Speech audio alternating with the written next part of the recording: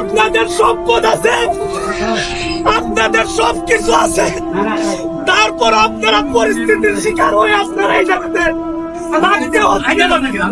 আমি আপনাদেরকে বলি, আমরা আগে জানতাম না এরকম করোনা অবস্থা, জানলাম আমাদের যা আছে সব কিছু মিলাই আপনাদের পাশে থাকতাম।